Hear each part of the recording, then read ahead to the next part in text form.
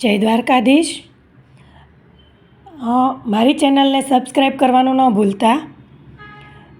આવતીકાલના વિડીયોમાં આપણે વિરોધી શબ્દ 3 રીતે જોવા મળે, એક તો તદ્દન જુદા, એક પૂર્વક લગાવવાથી અને એક અવળો અર્થ ધરાવે એવા વિરોધી શબ્દો, એની આપણે બધાની વાતો કરી હતી, એના એક્ઝામ્પલ જોયા હતા અને મૂળ વ્યાખ્યા જોઈએ તો જે વિરોધી અર્થ દર્શાવે એને વિરોધી શબ્દ તરીકે ઓળખવામાં આવે છે।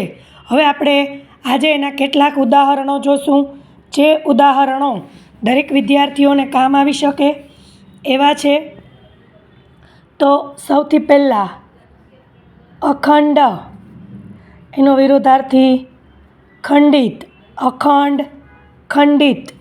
ત્યાર પછી અગવડ, સગવડ, બધા વિરોધી શબ્દો છે। અતિવૃષ્ટિ, અનાવૃષ્ટિ। અખંડ, ખંડિત, અગવડ, સગવડ, અતિવૃષ્ટિ, અનાવૃષ્ટિ। ત્યાર પછી અધિક, ન્યૂન, અધિક, ન્યૂન। અનુકૂળ, જે આપણે આગળ જોયું હતું, પ્રતિકૂળ, અનુકૂળ, પ્રતિકૂળ। આબાદી, બરબાદી, તદ્દન અલગ જ અર્થ ધરાવતા વિરોધાર્થી શબ્દો। ત્યાર પછી આરોહ, અવરોહ, આરોહ, અવરોહ।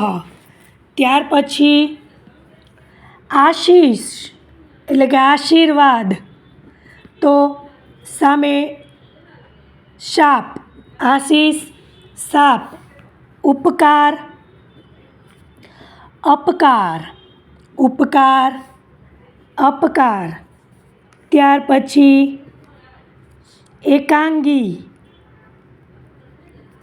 સર્વાંગી, એકાંગી, સર્વાંગી।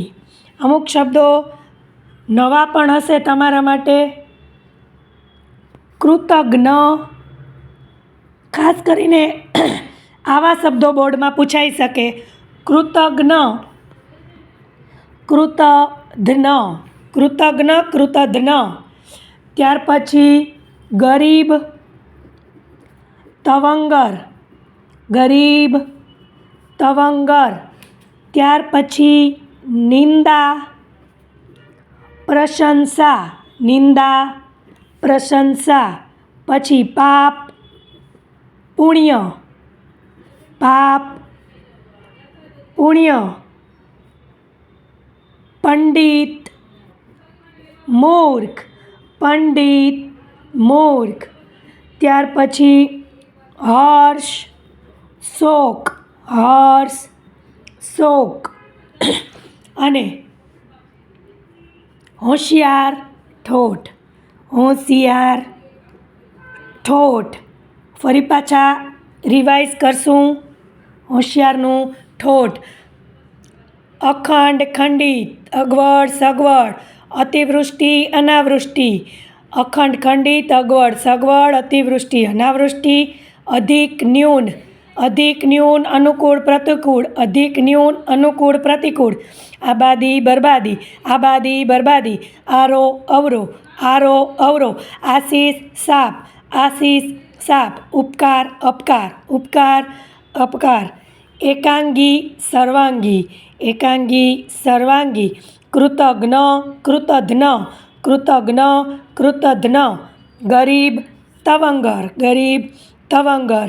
નિંદા, પ્રશંસા, નિંદા, પ્રશંસા। પાપ, પુણ્ય, પાપ, પુણ્ય। પંડિત, મૂર્ખ, પંડિત, મૂર્ખ, પંડિત, મૂર્ખ। હર્ષ, શોક, હર્ષ, શોક। હોશિયાર, ઠોઠ, હોશિયાર, ઠોઠ।